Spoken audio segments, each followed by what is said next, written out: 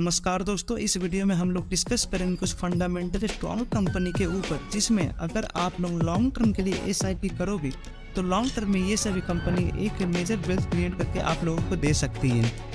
तो इस वीडियो में हर एक सेक्टर के किंग के साथ साथ कुछ ऐसे भी स्टॉक को मैंने रखा है जो कि लॉन्ग टर्म में आप लोगों को रेंटल इनकम की तरह डिविडेंड दे सके।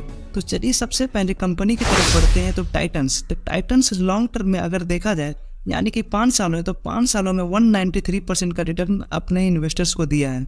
तो टाइटन्स 5 सालों में अपने इन्वेस्टर्स को पैसे को 3 गुना करके रिटर्न करता है और साथ ही साथ ये कंपनी लॉन्ग टर्म में हल्की फुल्की डिविडेंड भी देते हुए आगे बढ़ती है। तो चलिए सेकंड स्टॉक की तरफ बढ़ते हैं, बजाज फाइनेंस। तो बजाज फाइनेंस 5 सालों में 211% का रिटर्न, यानी कि बजाज फाइनेंस भी लॉन्ग टर्म में अपने इन्वेस्टर्स को पैसे को 3 गुना करके दिया है। और साथ ही साथ NBFC का किंग होने के नाते इस स्टॉक में भी रिस्क काफ़ी ज़्यादा कम जाती है। तो आज की इस वीडियो में जितनी भी कंपनीज हम लोग देखने वाले हैं उन सभी स्टॉक्स में रिस्क ना के बराबर देखने को मिलेगी। TCS जो कि 5 सालों में 83% का रिटर्न ला कर दिया है और वहीं पर TCS अपने इन्वेस्टर्स को 1.32% का डिविडेंड यील्ड भी देकर आगे बढ़ता रहता है। तो TCS एक ऐसी कंपनी है जिसमें ग्रोथ और डिविडेंड दोनों ही देखने को मिलता है। तो TCS जैसी कंपनी 5 सालों में अपने इन्वेस्टर्स का पैसा मोटा मोटी डबल करके देती है। रिलायंस जो कि अपने इन्वेस्टर्स को 5 सालों में 164% का रिटर्न ला कर दिया है, लेकिन रिलायंस एक ऐसी कंपनी है जो बहुत सारे लोगों को पसंद भी आती है और बहुत सारे लोग इस कंपनी को पसंद नहीं करते हैं। लेकिन मैंने इस वीडियो में रिलायंस को ऐड किया है इसके वैल्यू अनलॉकिंग की वजह से। अगर रिलायंस किसी दिन डीमर्ज हो जाता है तो बहुत बड़ी वेल्थ जनरेट करके देने वाला है रिलायंस। जैसे कि इसका कुछ सब्सिडरी जो कि बहुत ही ज़्यादा बेहतरीन कर रहे हैं करेंट टाइम में, जिसमें पहला नाम आता है रिलायंस जियो का और दूसरा रिलायंस रिटेल। जिस दिन रिलायंस में डीमर्जर का न्यूज़ कंफर्म हो जाएगा उस दिन रिलायंस के स्टॉक में आग लगने वाली है। तो अभी से इन्वेस्टिंग करके चले तो ज़्यादा ही अच्छा रहेगा।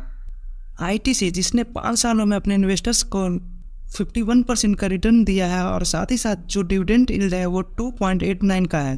तो ITC को ऐड करने का जो सबसे बड़ा रीज़न था इसका डिविडेंड यील्ड। ITC अपने इन्वेस्टर्स को तो ज़्यादा रिटर्न लाकर नहीं दे पाता है, लेकिन डिविडेंड और बोनस जैसी कॉर्पोरेट एक्शन के थ्रू ITC अपने इन्वेस्टर्स को माला माल कर देता है। पेंटिंग सेक्टर का हीरो यानी कि एशियन पेंट जिसने 5 सालों में अपने इन्वेस्टर्स को 136% का रिटर्न दिया है और 0.83% का डिविडेंड। तो जब क्रूड ऑयल के प्राइस हाई जाएंगे तब एशियन पेंट में एक अच्छी खासी धुलाई देखने को मिलेगी और वही टाइम होगा जब एशियन पेंट को मैसिव रूप से एक्यूमुलेट किया जा सके। भारत की सबसे बड़ी बैंक यानी कि HDFC, तो HDFC ने अपने इन्वेस्टर्स को 5 सालों में 62% का रिटर्न ला कर दिया है और 1.16% का डिविडेंड यील्ड भी ये कंपनी अपने इन्वेस्टर्स को देते रहती है। HDFC बैंक बुरी कंपनी तो नहीं है, लेकिन ये कंपनी हद से ज़्यादा स्लो चलती है। इन इन्वेस्टर्स को 1.47% का डिविडेंड देती है और 5 सालों में डिविडेंड की बात करें तो 5 सालों में ये कंपनी अपने इन्वेस्टर्स को 66% का रिटर्न ला कर दिए हैं। तो TCS, ITC और HUL, तो ये तीनों एक ऐसी कंपनी है जो कि रिटर्न के साथ साथ अपने इन्वेस्टर्स को एक रेंटल इनकम की तरह डिविडेंड भी देने की क्षमता रखती है। और आप लोगों को ये भी पता होना चाहिए कि डिविडेंड देने वाली स्टॉक्स का रिटर्न बाकी सभी स्टॉक से थोड़ा कम देखने को मिलता है। अगली कंपनी फार्मा सेक्टर से डिवीज लैब। तो डिवीज लैब ने अपने इन्वेस्टर्स को 5 सालों में 183% का रिटर्न ला कर दिया है और डिविडेंड यील्ड लगभग 1% का देखने को मिल रहा है। ये 183% का रिटर्न तब है जब ये स्टॉक टॉप से ऑलमोस्ट 40% तक टूट चुका है।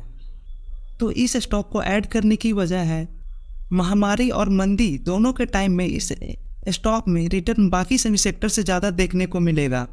मंदी के वक्त तो सभी स्टॉक पिटता रहता है, लेकिन एकमात्र फार्मा का सेक्टर ऐसा है जो कि मंदी के वक्त भी एक डिसेंट सा रिटर्न लाकर अपने इन्वेस्टर्स को दे सकता है। और फिर इस वीडियो का आखिरी कंपनी टाटा मोटर्स। तो टाटा मोटर्स 5 सालों में अपने इन्वेस्टर्स को 69% का रिटर्न ला कर दिया है और आप लोग ऑलरेडी जानते होंगे कि 2018 के बाद ऑटो सेक्टर में एक मैसिव गिरावट देखने को मिली थी और इसी बीच में टाटा मोटर्स भी काफ़ी ज़्यादा पिछड़ा हुआ देखने को मिला था। तो आप लोग चार्ट पर देखो कि 2018 से पहले ही इस स्टॉक में कितनी मैसिव गिरावट हुई थी और फिर जितने भी आउट ऑफ स्टॉक हैं तो सभी से आउट ऑफ स्टॉक में ऐसी ही शार्प फॉल देखने को मिल रही थी 2018 से 2020 के टाइम के बीच में। तो टाटा मोटर्स को ऐड करने का जो सबसे मेन रीज़न है वो है ईवी। तो जैसा कि करंट टाइम में देखने पे पता चल रहा है कि ईवी फ्यूचर में लीड करने वाली है, और इस सेक्टर में जो लीड करंट टाइम में कर रहा है वो है टाटा मोटर्स। तो ईवी की वजह से गाड़ियों के सेक्टर में एक बूम आने वाली है। तो इस बूम में जितने भी ऑटो मेकिंग कंपनी है उन सभी में भी बूम आएगी, क्योंकि जब इंडस्ट्री में ही बूम आ रही है तो वाजिब सी बात है तो स्टॉक में भी एक बूम आएगी। और इसी के साथ इस वीडियो को एंड करते हैं। Thank you for watching.